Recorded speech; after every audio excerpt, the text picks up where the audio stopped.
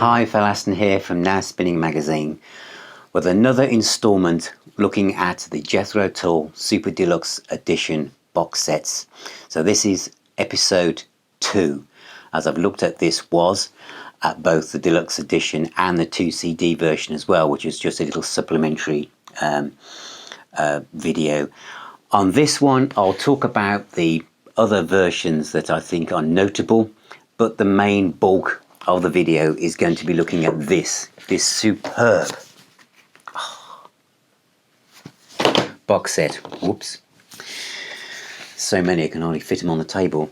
This superb set, and then at the end I'll talk about my journey to Stand Up by Jethro Tull.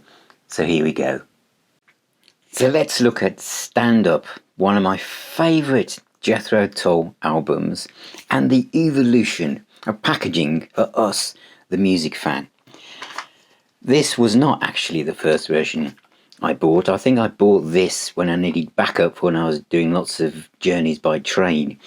But just look at how simple. We see it's been damaged by cups of tea or something, or sellotape. Look how I tried to take care of a cassette.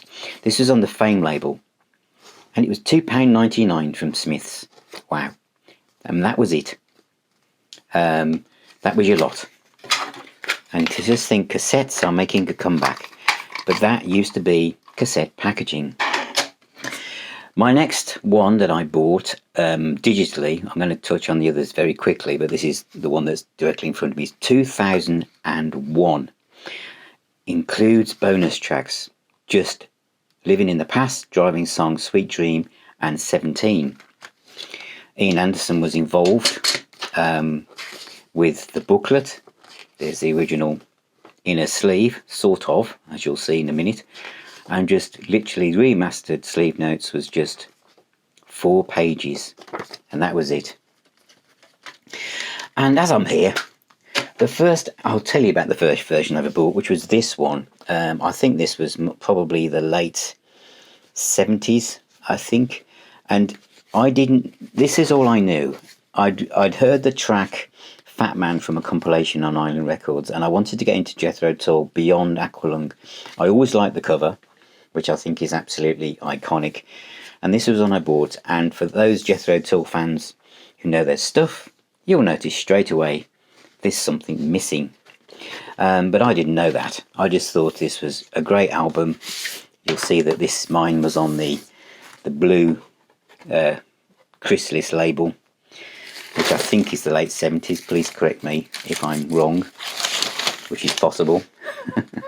But I always liked the tracks from this. I really did, but I'm going to talk about that in a minute. But the one that I eventually found, and then found out, aha moment, Alan Partridge, was this one, because when you open it up, there they are, Jethro Tull in your face. So this is a original version, and as you can see, it's on the Island pink, gorgeous label on Island there. Fantastic stuff. So for those of you tuned in for the main event, here it is, the elevated edition, and it's called that because here we go again. They've took the time to create the original gatefold sleeve with the sleeve notes behind it. Absolutely superb. This is the original 1969 album remixed to stereo and 5.1 surround by Stephen Wilson, plus a Stockholm concert from January 1969, including 2 filmed songs and rare bonus tracks. You have a 112-page book, track by track annotation, lyrics, on the road reports, development of the band. You've got disc 1, which is Stand Up, the new Stephen Wilson stereo mix, associated recordings, stereo mix singles, DVD, film footage from Stockholm. Live at Stockholm is on disc 2. It's just superb. I'm going to, again, I don't want to take up too much time, but I know that some of you have tuned in because you want to see this level of detail, which you might not see elsewhere. But these box sets, and this is from 2016, this one, is just fantastic. You would buy this as a book, and I imagine I'm going to say that over and over again. There's that picture of Tony Iommi when he stepped into them when he was playing with the rock and roll circus with the Rolling Stones. I think he mimed, actually. But as I said, you would buy this as a separate book. If there was such thing as books just on single albums by Jethro Tull, you'd buy that, and the fact it came with CDs and DVDs is just a bonus, isn't it? But 112 pages, and it's just superb. Have I finished reading all of these? No, I haven't. But the level of research. Do you know what I was going to say? That as I flick through this, there aren't many reissues that go into detail from every angle you can imagine to try and find out about a band's album. Everyone was involved.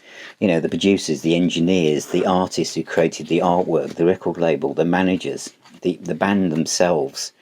Looking at every single track, they've covered everything. The research and an archivist kind of enthusiasm that goes into things like this. The sheet music in anything they could find from the time. And we're going back to 1969.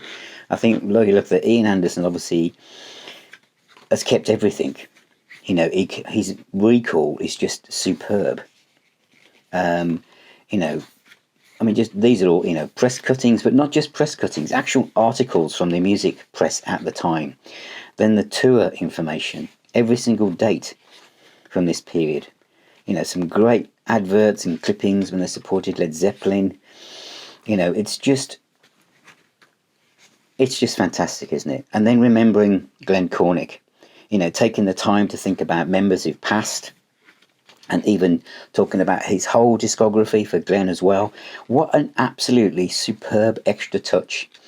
Songs from the woodcutter about the guy that did the actual engraving.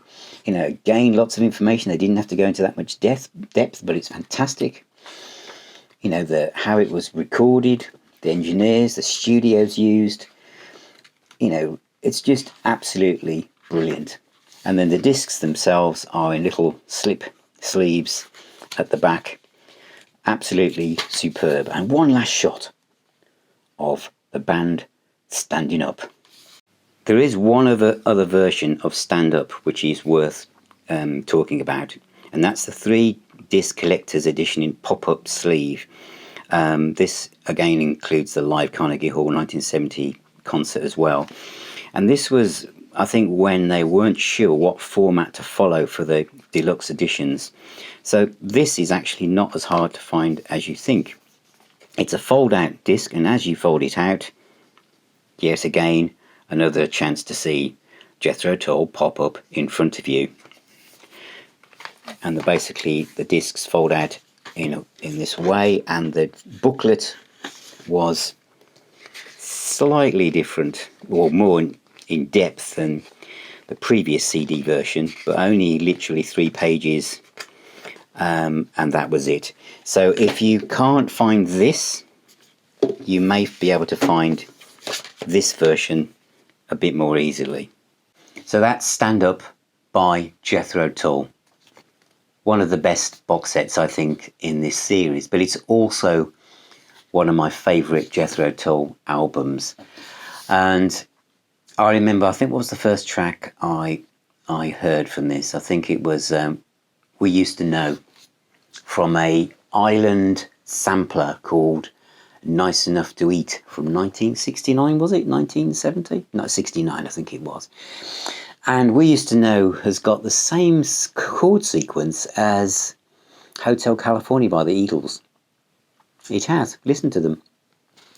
But there's a great guitar solo in that, and Ian Anderson's vocals on this album are kind of like distant and echoed and unique.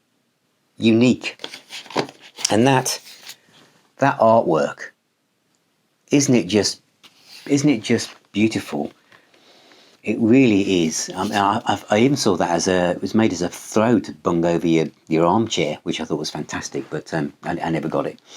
And it makes a good coffee mug as well, which I do have somewhere. But everything about this really had a unique sound. 1969, which is why, of course, the compilation from Island Records was 1969, not 1970. But we used to know Reasons for Waiting, for 1,000 Mothers. I identify with that song because it reminded me of when I was learning to play guitar, rebelling against my parents. That's how I saw it. Jeffrey Goes to Leicester Square's that instrumental song, back to the Family. I love that as well. It's got a very, very unique sound, and this set with the live material is just perfect, really. And as you saw, I've got a couple of vinyl editions. The first one I bought, I didn't even know there was that aspect to the vinyl one. I had no idea. But I do think it's really shows that what the late 1960s was for British rock and prog, how each band had its own sound. But that is Stand Up Super Deluxe Edition. As I say, I'm showing them in the order of the official album releases rather than the order that the box sets came out of, because they did come out in slightly different order, as many of you know. So that's the second one I'm doing, and the next one in the series will be looking at Benefit. So thank you for watching, thank you for subscribing, and if you haven't, please do subscribe and tell everyone about Now Spinning and myself for Aston and all these reviews, and ring the notification bell if you can. And if you'd like to know more and help support me more, then become a patron. And I'd like to thank Clive and Chris and Yogi and all my patrons for all your support. It does make such a difference. And remember that music is the healer and the doctor. And with everything that's going on in the world at the moment, music is the glue, I think, that keeps us all together. So take care, keep spinning those records and CDs, and I shall see you on my next video.